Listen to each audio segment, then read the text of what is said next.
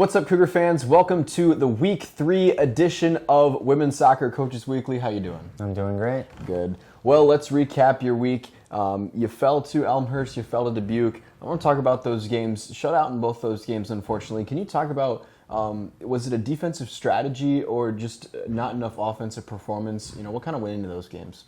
Yeah, reflecting on Elmhurst, I told the team after the game, I was like, that was probably one of our better performances where the score line doesn't reflect on how the game go. Got a lot of compliments from the opposing coach. Still a young team and figuring things out. The first goal came down to just like compounding our errors. We made one error, and then instead of players, problem solving, we start to, I've been saying, inventing decisions, and which led to the first goal. And then the momentum kind of got killed in the second half when they awarded them a PK.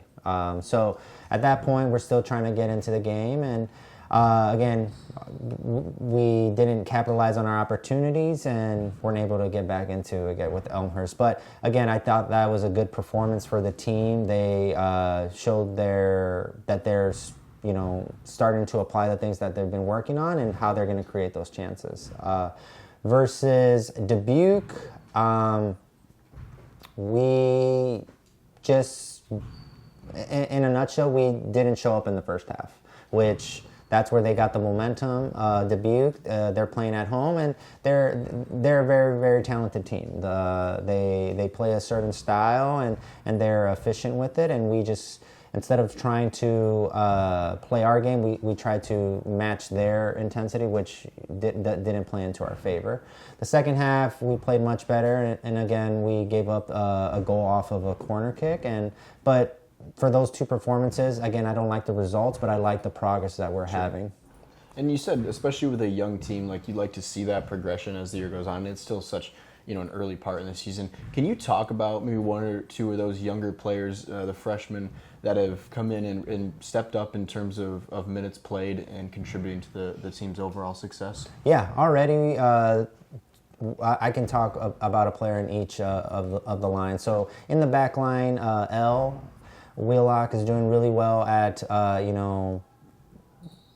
stepping up as a outside back and as a center back. Traditionally, center backs, you want to develop them, especially at the collegiate game. And she's, been very coachable, and she plays with a great intensity, great IQ, and, she's been helping us, establish our defensive balance. Mia Hiramaya in the center mid, she's has really changed the way we build. She's a traditional holding mid that's comfortable with the ball at tight spaces, and she's been a big facilitator of how we want to play the game, switching the field, helping us start the attack. And then finally, Natalie Flores out as a forward. She's on her, I'm trusting her and giving her kind of like the green light to trust her instincts, and she's very attack-minded, goes forward a lot, and beats a lot of defenders. Now it's just linking that, putting that all together so that we can see the end product. She's creating opportunities. Now we just got to see the assists and goals. But overall, all three of them are contributing to that, progress that we're seeing.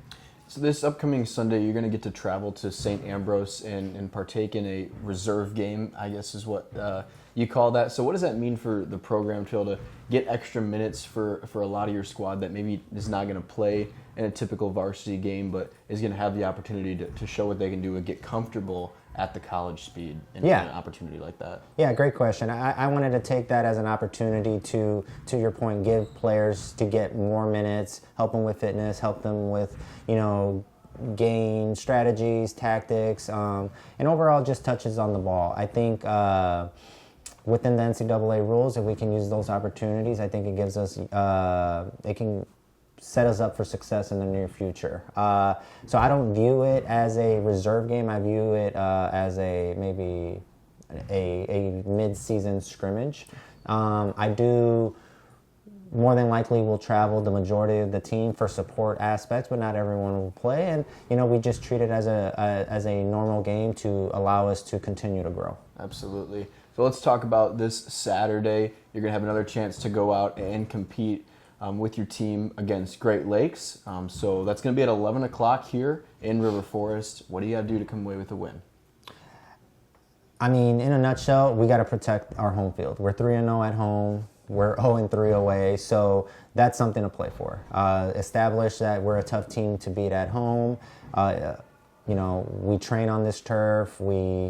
And our sweat and tears have been here. So I think it's important to go out with just intensity. And then again, if we continue to progress, I do feel every game that we've played, we're starting to see better images. And now it's, again, as we approach conference after this week, is we want to be playing our best soccer. So the hope is that we end up with a good result, and Great Lake Christian will be a competitive match. And but I'm confident that if we show up at our best, we can control the game.